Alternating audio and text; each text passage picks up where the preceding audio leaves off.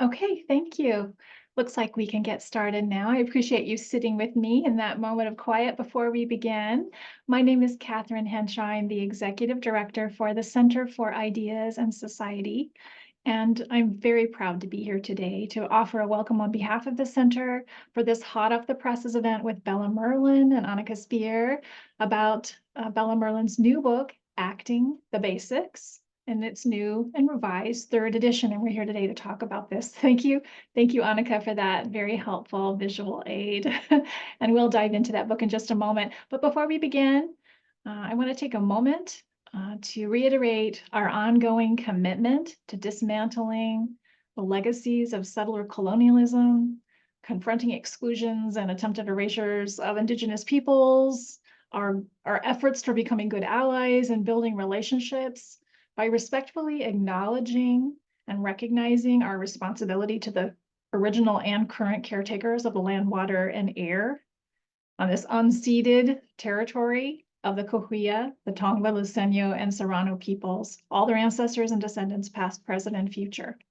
So we offer an acknowledgement like this in the spirit of Rupert and Jeanette Costo's founding relationship to our campus, recognizing that today UCR is home to many Indigenous people from all over the world, faculty, students, staff. We're grateful at CIS to have the opportunity to live and work on these homelands alongside you all. So thank you for being here with us. So this series at the Center for Ideas and Society seeks to elevate, support, nurture, develop the work of faculty across the college. And by doing so, we hope to feature and highlight all the fantastic research from students to faculty. And so this series is focusing on a faculty publication, as I said, Bella Merlin, Acting the Basics, third edition. That's a cue for Annika to show the cover of the book again. We're going to rehearse that. It's going to be smoother next time. So the way this event goes, we have about 45 minutes or so, a little over 45 minutes to hear from Bella. Annika will be leading our discussion today, asking questions, but we'll leave plenty of time for conversations and questions from you all. So as you're listening, be thinking of the questions that you would like to ask, things you would like to know, and drop those in the chat, or just be prepared. We'll invite you to unmute yourself and offer your questions aloud if you'd like to do so, if you're comfortable doing so. Please note this meeting is being recorded, and we will share the recording on our YouTube channel within the next week or so, in case you'd like to share it with others or just go back and revisit this conversation. So that's enough from me. And now, with a warm welcome, I'll hand this over to Annika Speer and Bella Merlin to lead our conversation today. Thank you so much, Catherine and CIS, for having us. Before we launch into this book of Bella's, I did tell Bella I wanted to give a quick plug for this book of hers. I see actors, public speakers, public speaking TAs in the room. So they did a book launch for this in 2016. This is Bella's book, Facing the Fear, and it is all about navigating stage fright. So I think it is anybody who does any kind of speaking, it's relevant to you. So I just wanted, they did a book launch before, but just wanted to mention it now. And then today we'll focus on her newest book. So Bella, thank you for joining us. Can I jump right in with questions, or do you have anything you want to say as intro? No, I'm just very, very thankful to the CIS, and particularly grateful to you, Annika, as a terrific colleague, and to all the people that have come along. I see quite a few of my students, so that's always exciting. So thank you. Yeah, it's a pleasure. Okay, so you already wrote an earlier version of this book that is taught, all over the globe, actually. It's in acting classes everywhere. I wanted to start by asking, what prompted the third edition? Why this new edition, and why now? Thank you. Well, it was during the COVID lockdown that a group of people that I'm involved with, called the Stanislavsky Research Center, were doing a series of online webinars. And these were on hot topics, you could say. So there was one on gender, there was one on disability, and there was one on race. And these were really terrific online webinars. And at the end of the one on race, and present were Nicole Brewer, Sherelle Laquette, whose Black Acting Methods book is really terrific. They were saying that the conversation came up, well, where's the go-to book that has all these ideas? And the answer came up, there isn't one. And I felt this pang inside thinking there should be one. And I'm hearing my colleagues of color, my BIPOC colleagues, global majority colleagues saying, we are tired of educating white people. They need to educate themselves. And I felt that, I resonated with that very profoundly. And so on the one hand, I thought, I need to educate myself on all these areas that I feel I know so little about, and to just consider what Catherine said at the beginning, the deconstructing of colonialism. I'm a white European. I mean, I feel very strongly in California, in America, as an immigrant. I'm part of that colonial experience. So how can I contribute to deconstructing it? And so I thought, right, I'm going to educate myself, and I feel I should take some responsibility about expanding the narrative. So on the one hand, there was the actual history of, how do we open up the canon? And on the other hand, I'm in a department that is theatre, film, and digital production. And when I wrote the first version of this book, which was back just as I had emigrated from the UK to the US, and it was very definitely, you can see by the cover, it's very definitely theatrical. And I was aware that much of what I was writing about seemed to foreground theatre practice and European Western theatre practice. The second edition, which I was commissioned to do, has a bit more of a kind of broader sphere than the very definite theatrical one of the first. The third cover, and I don't have a huge amount of say over the covers, the basics have a particular style, but the third one I now really feel, with its kind of orbs of light around and about, celebrates both theatre and film. And that feels very strongly where I felt we needed to be going with this edition, because I've learned so much about teaching actor training as a result of being at this institution with these students in a department that is theatre and film and digital production side by side, and that's quite rare.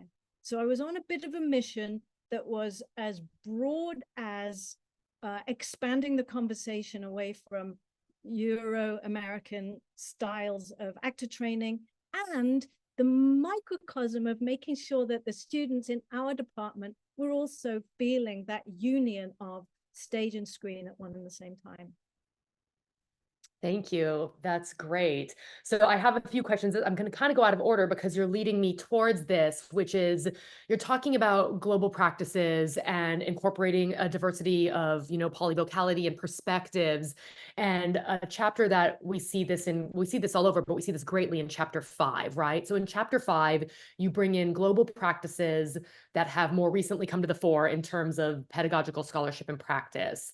How did you choose, you're citing all sorts of different artists, scholar, practitioners. How did you narrow the scope on who, there's so many, how did you narrow the scope on who you wanted to talk about? And then also it's delicate, right? You're tackling issues of intersectionality, intercultural dialogue, and also appropriation. So if you could discuss chapter 5 a little bit, that'd be great. Thank you so much. And in many ways, the biggest shift in this edition from the first and the second editions was this chapter 5, which I've called Expressing Your Creative Individuality. And then I look at a number of global practices. And first of all, a lot of work was done for me, because one of the silver linings of COVID was that a lot of people who might have spent a lot of time doing practice suddenly couldn't do practice, so they started writing. And so I have a visual aid here. These were the books that came out shortly after COVID. And we have got Act as a Feminist. We have got Training Actors' Voices Towards an Interculturally Interdisciplinary Approach, a Korean approach to actor training, Teaching Strategies for Neurodiversity and Dyslexia in Actor Training. This one, which came out just as I was doing the very final draft. And in fact, I had to say to the publishers, Routledge, hold on a sec, I need to read this book. And it was brought to my attention by my colleague, Donatella Galella, which was Stages of Reckoning, Anti-Racist and Decolonial Actor Training, edited by Amy Mihan-Ginther. And this was amazing. Inclusivity and equity, casting a movement, the Welcome Table Initiative, Black acting methods, critical companion to Native American and First Nations theater and performance, Indigenous spaces, Theater of the Sphere by Luis Valdez. And I'm deliberately showing all these because this is how fruitful this time was. And for, you know, practice-based researchers, it was like heavens above. There's research coming out almost every week. Marissa Chibas's Mythic Imagination in the Actor, exercises inspiration and guidance for the 21st century actor. And then again, another one that was coming out just as I was doing the final tweaks to the book, Latinx Actor Training, edited by Cynthia Santos de Cure and Misha Espinoza. And the reason that I cite this one is this shows also how things change all the time. This book came out called Latinx Actor Training. By the time I was writing, the very word Latinx was now under question, and the idea of Latin as opposed to Latinx. So I knew this was very, very fluid territory that I had to, yes, as you say, tread very carefully, because white European, the last thing I must look like I'm doing is culturally appropriating. Yet there was so much material in all of these that were about intercultural dialogue and how beneficial it would be if our cultural silos were less silo-ified and were much more dialogue orientated.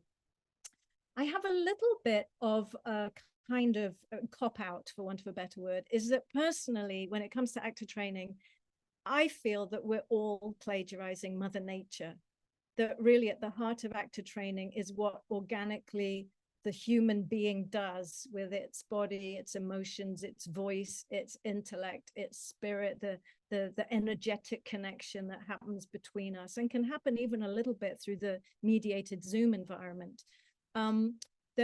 Whilst I never want to discredit the incredible work that is done by innovators, underpinning it all, I'm inclined to say, well, in general, as human beings, we in general have a voice, a body, an imagination, spirit, intellect, our emotional feelings. So whilst I don't want to find any generalized universality here, though I will also say, I think there can be some usefulness in finding what might be a universal connection rather than collective disintegration.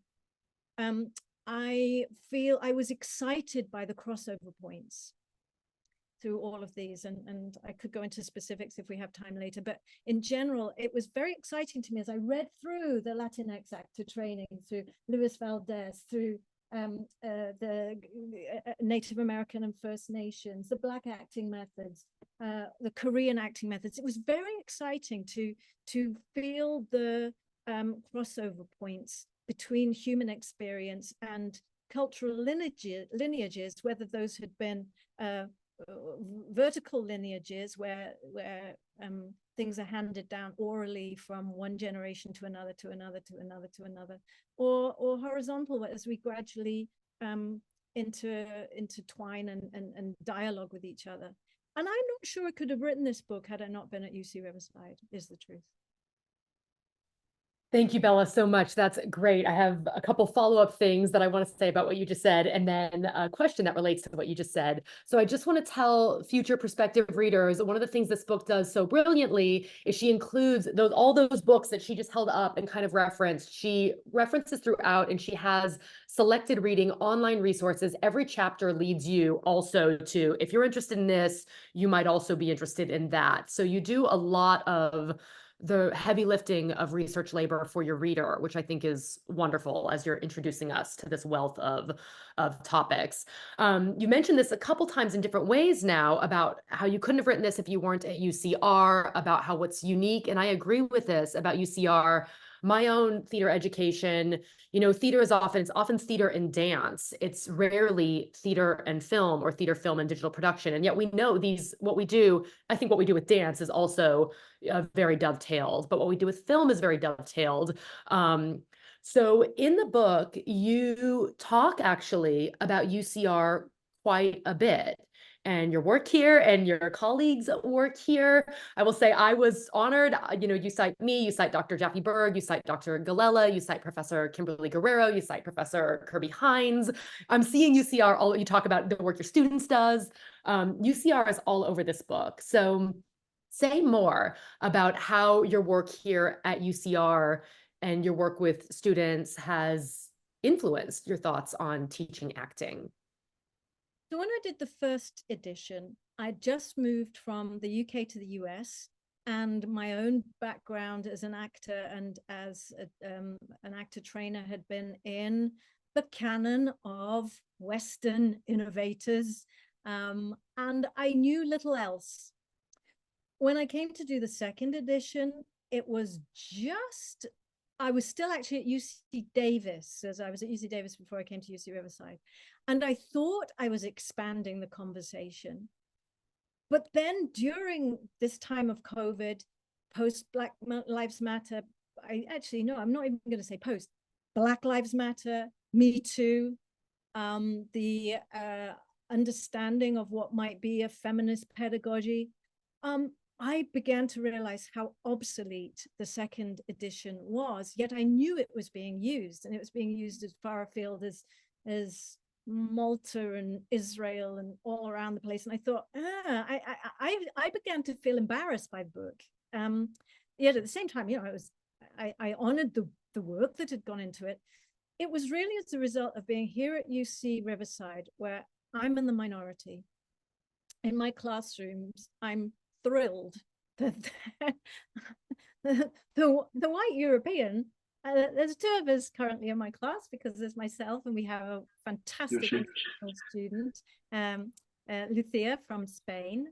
But when I experience being in the minority, it tunes my antennae to all the perhaps inadvertent microaggressions that I might have accumulated from my own training, from the way my actor trainers dealt with me, and the conversations we have in departmental meetings, the conversations we have with our amazing production team, all the colleagues you've just mentioned, and also Professor Patricia Cardoso, the fact that it barely a day goes by where we're not navigating broadened conversations. And I feel it most acutely when I go back and do things in Europe, and I hear the conversations my colleagues are having, and I realize how lucky I am that I've had the experience of being in classrooms where I'm the minority, being in departmental meetings where I'm the minority, and really tuning into the explicit and the implicit conversations that are happening all the time. And I've got it wrong. I've also got it wrong on occasions where I've been really quite alarmed by my my tone deafness in a situation, and thought, oh my gosh, that's the last thing I intended to do. And I think those are both humbling and galvanizing experiences. And I just know this is only the fourth institution I've worked at, two in the UK, one other UC, and here. It has accelerated exponentially by being with the people that I work with. And you know this, Annika, because you and I have these conversations all the time. So I don't know if it's okay for me, but maybe I can ask you a little, when you say you agree, how do you feel that our practice has expanded as a result of our department and this university? Oh my God. Well, first, I just want to flag a couple things. One, apologies, Patricia Cardoso, Professor Cardoso, for leaving you out of that list. I did not mean to do that. So here's an example of getting it wrong in real time as you're trying to include everybody, right? Thing number two, only your fourth in university, only your 10th publication, or 10th book, not even publication. I just really want to acknowledge how prolific you are. To answer the question is, how do I feel about teaching?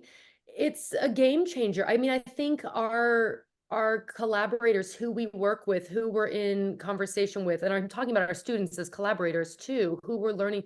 I think learning is bi-directional. So it's not just a professor giving a student knowledge and a student receiving that knowledge, right? We're making meaning together all the time in the classroom, in the rehearsal room. One thing I love so much about teaching public speaking is like, I'm giving the students some ideas about the tools, and then they're running with it with their own ethos, their own authority and credibility, their own ideas. They're giving voice to the stuff that they are knowledgeable about, passionate about, interested in. And then I get to, the TAs and I are watching this and learning from them. So I think the environment we are in is shaping this. And the more, diverse and inclusive and broad and deep that environment is, the better for all of our practices. So my UCR is my first institution as a professor. I've been a grad student and a postdoc elsewhere, but it would be a hard institution to leave for that reason, because I'm so grateful for our colleagues and our students, graduate students and undergraduate students who I get to work with and learn from. So it does shape. I don't think you should be embarrassed of the second edition, but I think it's a good example for everybody about how our work is. We are so process based, right? You put something on the page, you publish it, and 10 years later, 2 years later, you're not using you're not using the term Latinx anymore. You're using the term Latina, Latino, Latine. 2 years later, something happens in the public sphere, and it is absolutely coming into the classroom and our art making. So it's an ever going process that we're part of, and reading about your work and your process, I think, informs us as well in our process. So thank you for this book. Did you have more on that, or do you want me to? I want to make sure I'm not missing anything in the chat, and then I can also keep asking questions. We're okay on time if you want a couple more questions, and then we'll open it up to students. Does that work? Yeah, absolutely. I wonder if I could just also, because you raised the idea about the film and the theater work as well, that and this is a conversation that goes on in our household all the time. My husband, Miles Anderson, is an actor who does a lot of film and television as well as theater. And the tricky thing about screen work is you're kind of expected to have done all the prep yourself. So you're turning up on day one with a fully formed character, and that can be quite terrifying.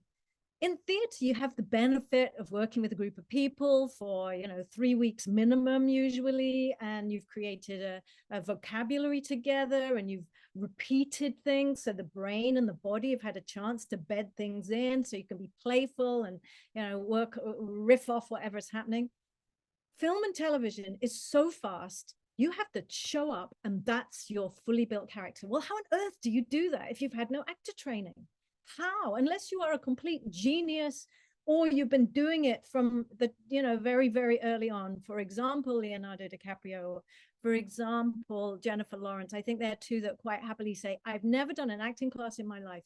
They've been doing it for so long. It's sort of in their DNA. For those of us who haven't had the chance to be TV actors from being 8 years old or whatever, that idea of how on earth, when I'm sent 2 pages of sides for an audition, do I turn that into a 3-dimensional, though increasingly I say 4-dimensional, because I do think the energetic exchange, the unseen stuff, is as much a part of how we create roles and tell stories and interact with each other as human beings, let alone as actors. How do we take this piece of paper and turn it into something that's going to be a compelling, depending on genre, believable character? That requires a lot of tools in the kit for an actor. And I often say, we tend to think that anybody can act, because many people do have incredible acting careers with no actor training whatsoever. My own youngest stepson was walking down Hollywood Boulevard one day, and a talent agent chases him down and says, oh, who are you? I want you to come in, and I want to take some photos. I want to represent you. So it does happen. He said no, and he's now an extremely successful chef. But that it would be a little bit like giving somebody a flute who's never played the flute before and saying, without any practice with the rest of the orchestra, I'd like you to show up in 4 weeks' time and play this concerto or whatever it might be. I mean, that would be absurd. Or saying to somebody who had never danced, okay, here's the music, turn up in 4 weeks' time and you're going to dance this ballet. I mean, that does not compute. Whereas we tend to think that might be possible with acting. So I think this idea of intertwining actor training for the stage and the screen. And I was at both a traditional British drama school and also a film school in Moscow. And on my very first day at film school in Moscow, I said to our main acting teacher, what is the difference between film and screen, stage and screen? He said, in terms of building the character, there isn't one. In terms of the technicality of delivering the story, that's where, of course, it adapts. And I've been thinking about this over the last week, because often the word projection comes up. If we're in a studio space, I'm forever saying, speak up, speak up, speak up. And for me, it's not about projection, it's about connection. If what I'm saying as the character is important enough for me to want anybody else to hear it, it means I want to connect to them. I want them to connect to what I'm saying. And if they're going, what all the time, it's not about whether they can hear me or not. It's about whether they can connect to what I'm saying and care about what I'm saying and have some empathic journey or not. And I don't know, maybe you'd say that the first rule of public speaking is speak up. You know, it's, for me, it's not projection. It's not filling a space, it's connection. And therefore I feel that this book has come out of working in a department that very actively interweaves the recorded media and the live media in very exciting, holistic ways. That's great. I have a million things I want to say back, including the rules of public speaking, but that's wonderful, Bella. I'll keep it moving. That's great. I mean, this is related to this because you're starting to now get into the instrument of the actor using their whole holistic selves as that they are, you're helping them fine tune the toolkit, but they are the toolbox essentially, right? So in chapter 1, right off the bat, you start talking about, you refer to the actor as magician, storyteller, healer, social changer. How did you decide to kind of shape the way you talk about the actor in this way? And maybe students can weigh in here too if they want to join the discourse, but what about this do you find useful in terms of pedagogy and teaching students? Like, how are students receiving this language and this terminology? When I did the first edition, I knew I needed some sort of contextualizing historical overview, because the point of a book like this, which is intended, if you like, for obviously it's part of the basics series that Routledge do. So the basics are intended to make very accessible film studies, neuroscience, politics, whatever, you know, the basics list is quite extensive. So they want this combination of very accessible and very rigorous at one and the same time. So the first edition, I thought, well, I do need some sort of contextualizing historical chapter. When I went back to it with the second edition, what I'd done felt so creaky and so, dare I say it, traditional. I thought, I want similar material, but I want a different model into which to put it. So I teased out, well, what are the recurring themes here? And I started with actor as magician, because it took me back to the cave paintings. I mean, we've got the cave paintings in France that are deemed some of the first depictions of actors. I have no doubt there are cave paintings all over Africa and all over other continents that are as old, if not older, where we first see somebody enacting an animal as they're about to go on a hunt. So the first actor, if you like, in order that they put out good juju for the hunt to go well. So this idea that the very first embodiers of a character might be putting out a good sign to the world to make the hunt go well.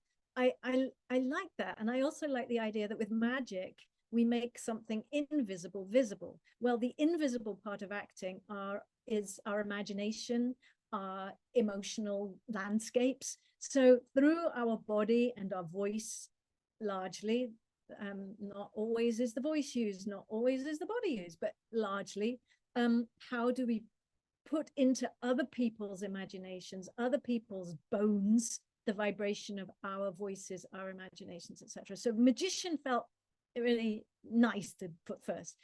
The storyteller is kind of goes without saying that, you know, this is what we do. We tell stories. And one of the questions that comes up often is, well, what about devised and collaborative theater that may not have a psychological narrative to them? Whatever. From the minute the audience sit down to the minute the audience go, we're taking them on a journey. And we might call it a journey, we might call it a story. We're trying to create some meaning from all the different bits of information. We're giving them sound, props, lighting, whatever the actors may be doing. So storytellers seem pretty obvious. The idea of a healer really comes about from, again, that the ancient heritage of last November I went to Athens for the first time ever, and I went to the theater of Dionysus and paid my homage to the first Western actor, Thespis, stepping out of the chorus line. But up on the hillside of the Acropolis, there's this little chamber, and you can't actually go up to it. So I'm not exactly sure what's there, but I asked the person that was taking me around, what is that? And so it's like a little chapel or sanctum. And the director I work with a lot, a wonderful director called Tina Packer at Shakespeare and Company, she had alerted me to the fact that in ancient Greece, there would be a dream teller. You'd go to this person with your dreams and they'd interpret your dreams. And if your dreams were specific to you, then they'd make sense of it for you. But if your dream actually was relevant to the community, that would then become knowledge for the community. And there was this sort of healing process involved with theater making, the subconscious, the dreamscape, the liminal space. And so, and I think about our colleague, Professor Kimberly Guerrero, who from the Native American Indigenous perspective talks about the medicine wheel and the fact that storytelling is good medicine or bad medicine. And so I tend to think, well, if I go on this journey telling this story of this character, what am I doing to my audience? Are they going to come out at the end feeling great, or are they going to come out at the end feeling terrible? And so I kind of like the feeling that in the heritage of acting is some root of healing, whether we want to call it catharsis, the release of all the things we're worried about at the moment. Again, my husband Miles was saying that he's aware from a conversation he had on set last week that a lot of horror movies are being made at the moment. And to me, that is, whilst I don't want to watch horror movies, I'm not sure I want to be in them. There is obviously some kind of cathartic something about people all sitting together in the dark, scaring themselves to death, that somehow afterwards it's like, oh, phew, I'm glad we survived that. Some version of catharsis, the purging of terror and pity. And then social changer.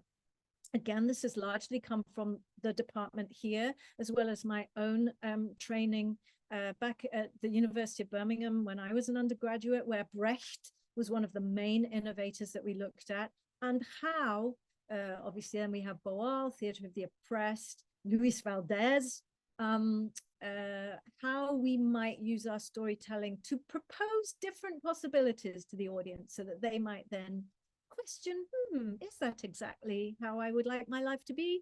And so those four identities, first of all, when you're writing a book, you can write what you want to some extent, as long as it's fulfilling the commission that the publisher's given you. So it pleased me to take all that historical, socio-cultural stuff that had been in the first edition, put it into the second edition. And as a result of teaching with the book for about 6 or 7 years, hearing that these identities landed for students. Students like to think, well, am I a magician? Am I a social changer? Am I a healer? Am I a storyteller? I could feel it landing and read in the reflective essays how those identities were landing. And I thought, yeah, this is a helpful, embodied, playful way of doing all the historical stuff. That's great. Thank you. That was a really in-depth answer. Yeah, I share your passion for theater as a vehicle for social change. And I think the types of theater, I mean, there's all kinds of types of theater that we make. Some might be, you might be making a play that's meant to withstand the test of time or something like a Shakespeare, right? Or you might be doing something in the moment that's meant to get at a specific issue. And it's not supposed to be performed 10 years from now or even 5 years from now. It's doing something right now. And that theater gives us that, it offers us that. So I appreciate all these frameworks of the actor. Okay, checking in on our time. We're good on time. Can you talk a bit? This is something I just want to flag this up for students and listeners in the room. We talk about this a lot in-house, but I don't know how familiar people are out of house, but practice-based research and research as practice. So you talk about this a little bit in, I believe, chapter 2 on actor training, chapter 4 on rehearsal processes, chapter 6 on performance practices. But can you sort of define those terms, especially since this might go up on the Center for Ideas website? So for non-theater makers, what does it mean? What does practice-based research and research as practice mean to you? And how is that in your work and your artistry and your pedagogy? Practice as research, PAR, and practice-based research really hit the ground running in the late 1990s in the UK and Canada and Australia, curiously, that triad. And it was predominantly actors, directors, dancers. It was led very much by choreographers and dancers who had reached a certain point in their life, the dancers and the choreographers, the dancers particularly, where their bodies wouldn't necessarily do what they wanted them to do anymore. And they were actually then leaving the dance industry and going into the academy. And they were finding that it was very hard to get their embodied knowledge, their implicit knowledge, tacit knowledge understood in an academic environment where it's about what have you published, how are you cited, blah, blah, blah.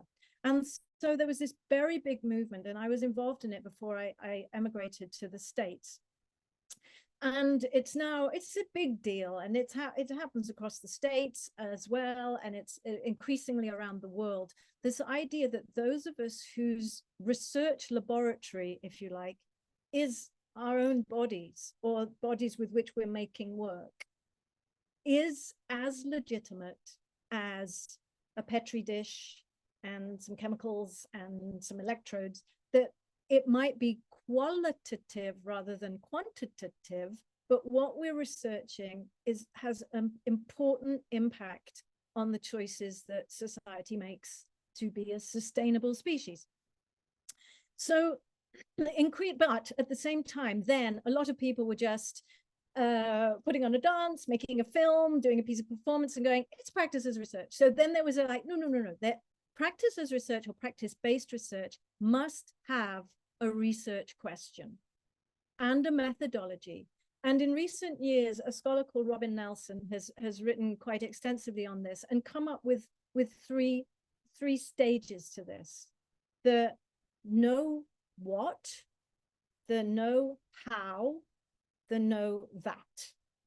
So actually it's the other way around, sorry. Know how, know what, know that. And the know how, for example, is I know how to act. The know what is, well, how do I know how to act? What's the research I need to do to go, well, this is what my voice has to do. This is what my emotions have to do. This is the text analysis I have to do. This is a very, very rough and ready answer, by the way. There's then the know that.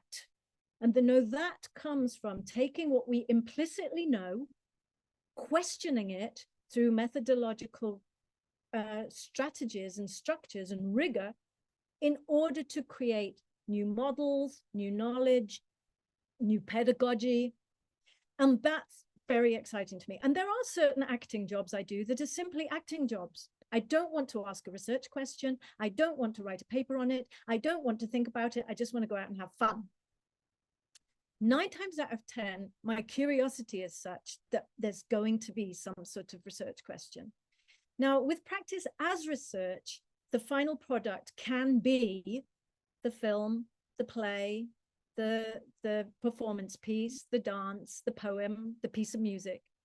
With practice-based research, the practical work was, if you like, the laboratory, and there is now a follow-up paper, article, chapter, whatever.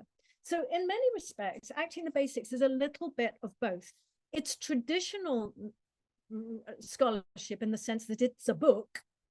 However, the chapters on the very practical work, actor training, rehearsal processes, performance practices, are informed not only by what I've read or what I've watched, but also what I've experienced. So there's a kind of auto-ethnographic nature to practice as research and practice-based research. As I say, not everything I do is. I sometimes just want to do the job. However, if I feel a new something's dawned on me that I want to probe a little deeper, and the written word and the dissemination of that written word is going to help me galvanize it and hopefully contribute to discussion and discourse about new pedagogy or new practice, then I want to do that as well. So that's why I talk about it in the book, because I want to validate what the actor is doing.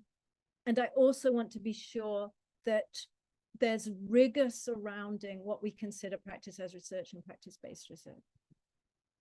Thank you. I really appreciate you breaking that down. I just wanted to flag this up for our students a little bit further, because when I was getting my BFA as an undergrad, it would have never occurred to me ever to have thought of myself as a researcher, to throw my hat in the ring for research opportunities. And here at UCR, I think we are trying to do, I know Gladys Herrera-Berkowitz in undergraduate education, right? The undergraduate education symposium, the Chancellor's Research Fellow. You and I have been faculty mentors for a few students who have done this.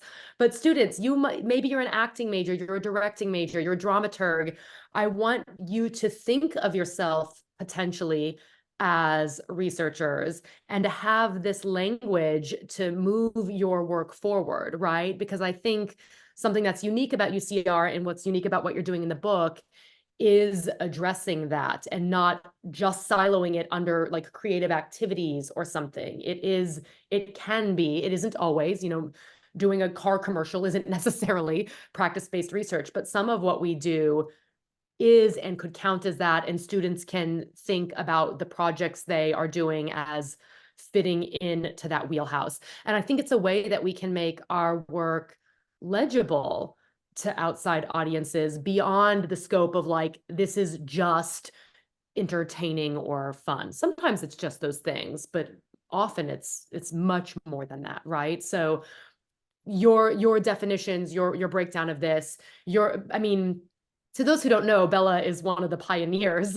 I think, of practice-based research. You are one of the foreground scholar artists doing this since the 90s. So I think that's a really important part of your identity for people to appreciate as a scholar artist. Sorry, you look like you're about to say something.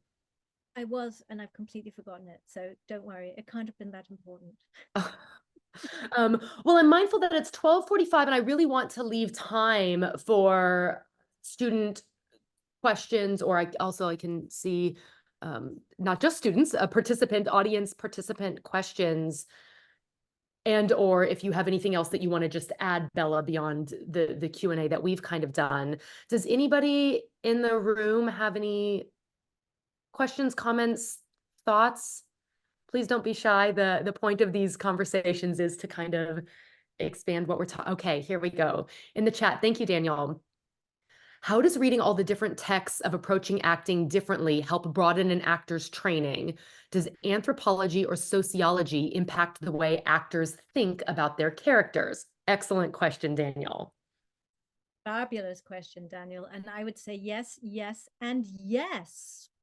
So the subjects that you've just mentioned, although actually any subject can really expand how you're going to approach being a human being, the fact that you said anthropology and sociology. So yes, of course, both of those are looking very much at human interaction, human communication, and therefore that's going to, just maybe alert you to something that your character says or does that it's like, oh, that's interesting. Maybe I can bring in that little tangent.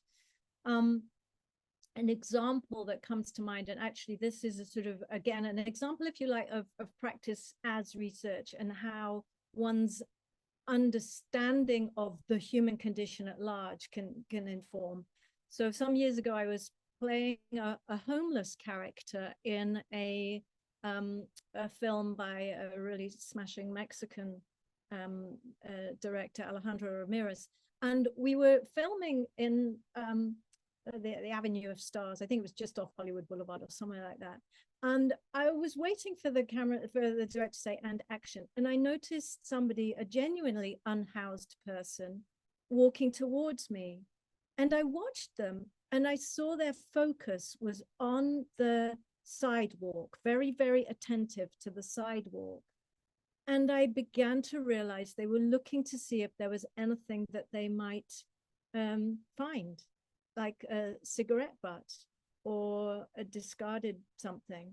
And this attention, their focus was not only very riveting, but I suddenly had an understanding of how their way of being might be, and also then how to put some of that into the character. So whilst I didn't actually read extensively on the anthropology side, I did read books on the sociology. I did read several books on how to survive on $1 a day, or conditions for homelessness, etc. But it was that watching somebody and seeing how they were existing on the planet gave me this whole new insight into the human condition. So yes, yes, and yes, Daniel. Thank you for, I think that answer starts leading into the next question, which is kind of about empathy. Kenneth has a wonderful question about, can you expand on how acting helps us to understand each other and the relationships we have with each other?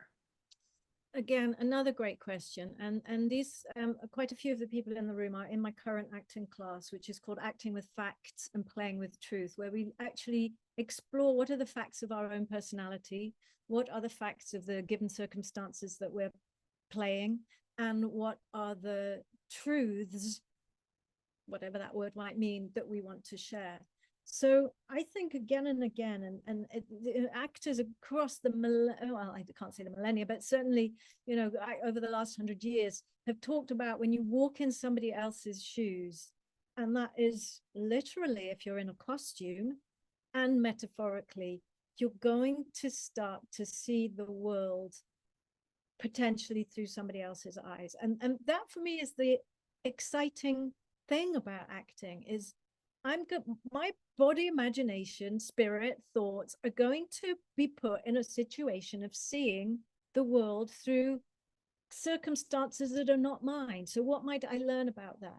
So I don't want to sound at all privileged and smug here, but my feeling about unhoused people radically shifted as a result of the time I spent observing, reading, and embodying somebody whose life circumstances were those. So absolutely. Thank you. These are all great questions in the chat. So everybody, I'm not ignoring you. I'm just going in order. Veronica has the question, approximately how long did it take you to gather the information included in the book and write the book? So the process of research and writing. Okay, so because this, thank you very much, Veronica, because this is a 3rd edition, and one of the stipulations when a publisher permits a 3rd edition. So the 2nd edition, the 1st and 2nd editions, I was asked to write. The 3rd edition, I asked the publisher to write. And one of the conditions is that you don't change more than 25%. Well, I did. But, you know, you sneak it in various ways. And at the end of the day, they don't mind too much. So, yeah, bearing in mind that commission-wise, a chunk of it has to remain the same. I changed the order of things. I pulled some bits out, and the whole of that 5th chapter is new. So the answer to your question is, for a slow reader, how long did it take to read these books? And this is just some of them. You know, the 2 years of intense time. The book came out in December. The final version was done, I think it was around about September. And I think I had 18 months to do it. It was read, devour. And colleagues are fantastic. I mean, you know, conversations with Annika, reaching out to Dr. Galella, endless conversations, you know, we're a very collaborative team here in TFDP.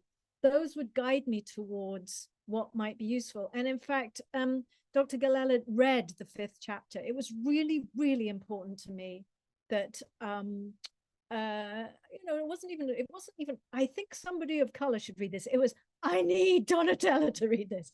It was, I just knew her vision, her understanding would be absolutely helpful. And the notes she had were terrific. So it took as long as it takes to read the books. And then, you know, there's 2 anonymous peer reviewers. So after I'd done my penultimate draft, that then got sent by the publishers to 2 people I don't know, somewhere else on the planet, who read it, came back with their critique and their feedback, and then that goes in. So from, you know, let's say 2.5 years is the short answer after I gave the long answer. Don't let that freak you out, students. 2.5 years goes quickly, but it is, yeah, the research process, it's a very exciting one, but it's a daunting one. It's a challenging one. And blind review, having anonymous reviewers kind of give you feedback. There's blessings and curses to that process, but it's a very important one in academia. Dylan's question: when discussing acting, you've made a lot of comments on there not being a difference between theater and film. What would you say is something unique to each that would benefit from this book? So I want to just thank you, Dylan. There is a difference in delivery. There's a lesser difference in getting inside the role. So what is unique to each? Well, I love both, and they both terrify me. What I love about theater is you're going to build a community. Those people all on the same journey, the stage managers, the designers, the production team, the director, the front of house manager, you're all on a journey together geared towards bringing in an audience.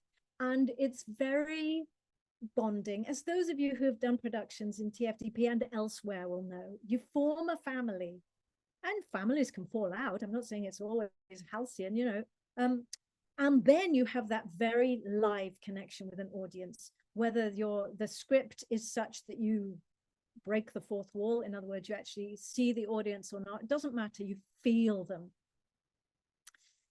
However, you have to do that same performance probably a minimum of 30 times. And it has to be your best performance 30 times, because it might be 30 times you're doing it, it's only once the audience is seeing it, twice, maybe 3 times if they want to come back, or they tell their friends, or they don't. TV and film, the excitement is you're walking a tightrope. Well, you're walking a tightrope in both, but TV and film, it's like, wow, I've got to get it, and I've got to get it now. And I might get 2 takes, I might get 3 takes, I might get 25 takes, I might get 1 take. And that's going to be it. And I don't know whether they're going to use my, you know, suppose you've done five takes and you know your 4th was your best. You don't know that's the one they're going to use. You don't even know if they might do the whole of it on the back of your head, all in their reaction shots. So you don't have a lot of control. In fact, Nicole Kidman says, the first thing you do when you become an actor is you give up control. You cannot be an actor and a control freak. And I'm feeling strongly she's saying that, because you don't have a lot of say over your final performance. In theater, you do. You have a lot more say over what it is the audience consume. The terrifying thing about film is, yes, you have to deliver it straight away. The great thing is, once they go and cut, and that's the last time you do that take, you never have to remember those lines again. So they're both great, they're both exciting, and they both make you live that's your little dog, hi mister, they both make you live at the end of your nerves. It's exhilarating. Thank you. Sorry I unmuted myself to say something and then my dog interrupted. We have time for one more question. Isabel asks, what kind of prep do you think is most beneficial in preparing for an audition on short notice in terms of connecting with the character with minimal information about them?